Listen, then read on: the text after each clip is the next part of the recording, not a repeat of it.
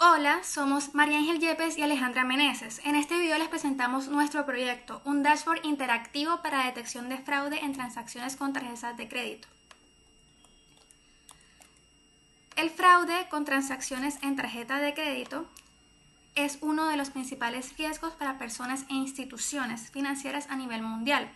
Surgió en los años 80 con el auge de los pagos electrónicos. Y desde entonces las entidades financieras han pasado de sistemas manuales a métodos estadísticos y más recientemente a técnicas de aprendizaje automático.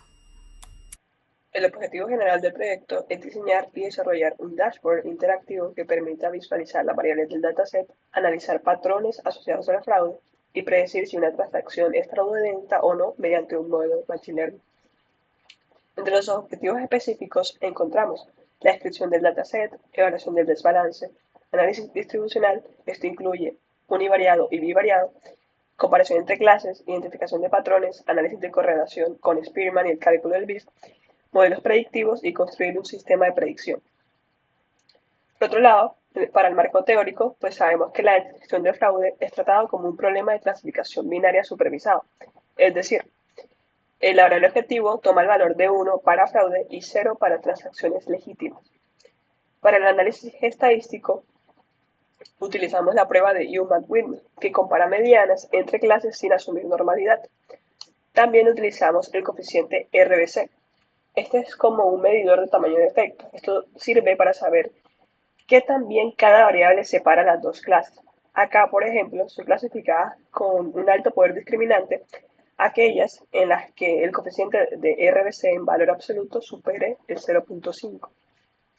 Por otro lado, para la parte del modelado utilizamos tres algoritmos: regresión logística, random forest y XGBoost. Para manejar el tema de balanceo también utilizamos tres técnicas: Smooth, Adacen y Classway. Y por último, para encontrar la mejor configuración de los hiperparámetros, utilizamos Optuna, que es una librería de búsqueda bayesiana que aprende de iteraciones anteriores. El proyecto sigue un pipeline de 6 etapas. Primero, la carga del dataset original con 284.807 transacciones. Segundo, la limpieza. Eliminamos 1.081 registros duplicados, quedando 283.726 transacciones únicas y verificamos que no hubiera valores nulos. Tercero, el análisis exploratorio de datos. Cuarto, el entrenamiento de los modelos. Quinto, la evaluación con métricas ajustadas al desbalance. Y sexto, la implementación del predictor interactivo en el dashboard. Un punto importante sobre los datos atípicos. En este proyecto no se eliminaron outliers porque en detección de fraude los valores extremos pueden ser precisamente las transacciones fraudulentas que queremos detectar. Las variables B1 a B28 tampoco se pueden analizar con métodos clásicos de outliers porque son componentes PCA, es decir, transformaciones matemáticas de las variables originales.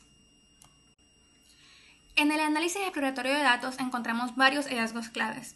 Inicialmente notamos que las primeras variables PCA son las que tienen una mayor dispersión y asimetría, pero conforme vamos avanzando, estas se van centrando cada vez más en cero, como se puede observar.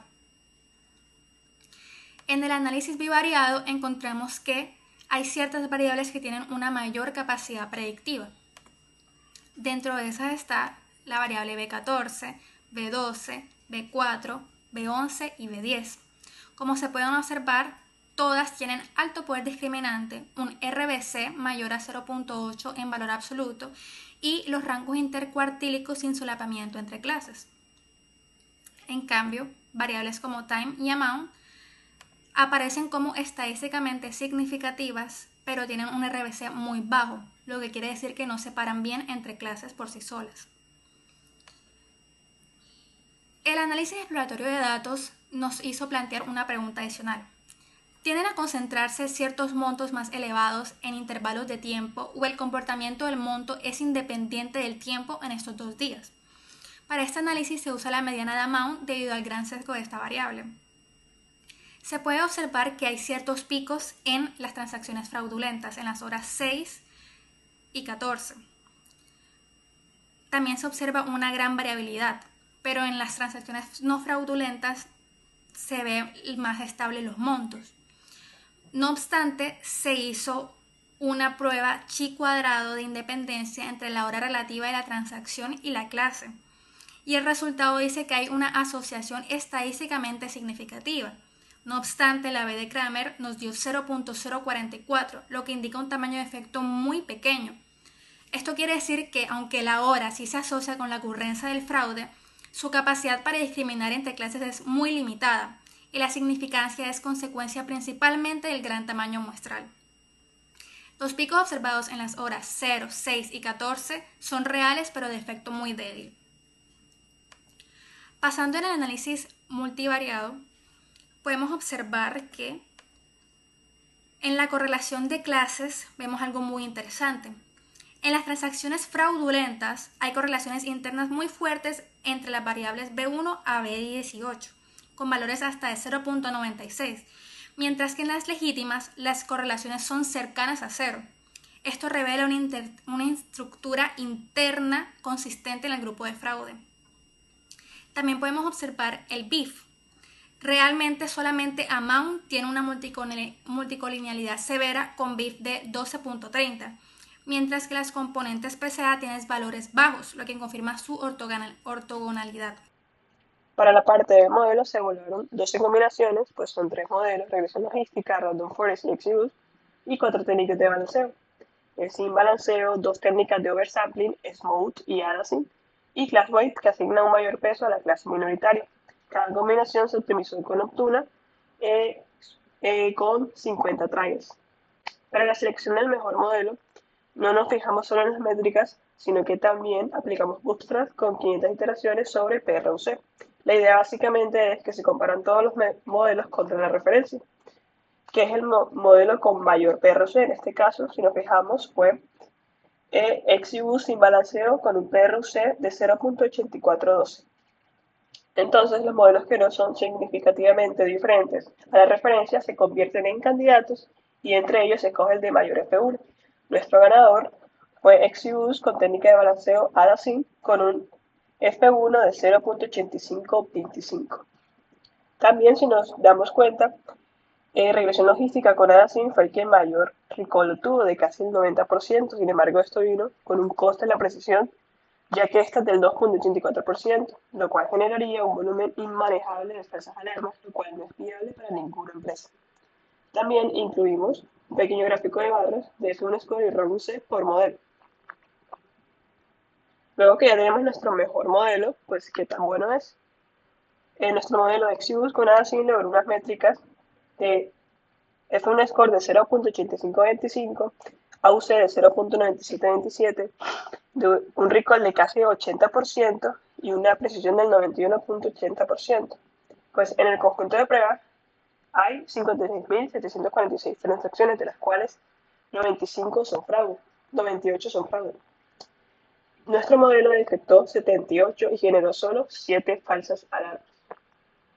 Esto quiere decir que de cada 100 fraudes reales, el modelo atrapa casi 80, y de cada 100 alertas que genera, más de 91 son fraudes reales. Si nos fijamos, también tenemos una curva ROC con una UC de 0.9727, lo que confirma la gran capacidad discriminativa de nuestro modelo. También una curva Precision Recall, la que mantiene una precisión muy alta, hasta aproximadamente el 80% de recall. Respecto a la importancia de variables, B14 y B17 son las que explican o contienen la mayor parte del poder predictivo de nuestro modelo. También para los más técnicos se incluyó una pequeña comparación entre el modelo que selecciona el usuario y el ganador, y ahí se da la diferencia entre métricas, un perfil de métricas. El dashboard también incluye un predictor interactivo donde cualquier usuario puede ingresar los parámetros de una transacción y obtener la probabilidad de fraude en tiempo real. En este caso, aquí estamos cargando un ejemplo de fraude. El modelo le asigna una probabilidad alta y lo clasifica como fraude, con el gauge en rojo y el veredicto correspondiente.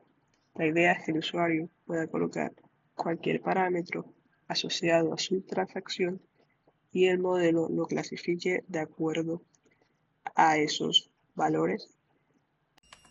Como todo análisis, este tiene limitaciones importantes que hay que mencionar. Primero, el desbalance extremo de clases afecta el análisis exploratorio porque las correlaciones globales las domina la clase mayoritaria. Segundo, el anonimato de las variables PCA limita la interpretabilidad. No sabemos qué características reales del comportamiento del usuario representa cada componente, lo que dificulta sacar conclusiones de negocio directas. Tercero, el dataset solo cubre 2 días de septiembre de 2013, por lo que los patrones identificados podrían no generalizarse a otros periodos o contextos geográficos. Cuarto, el umbral de decisión del modelo está fijo en 0.5, lo que puede no ser óptimo para los bancos dependiendo de su tolerancia al riesgo. Quinto, el dataset tiene sesgo de supervivencia.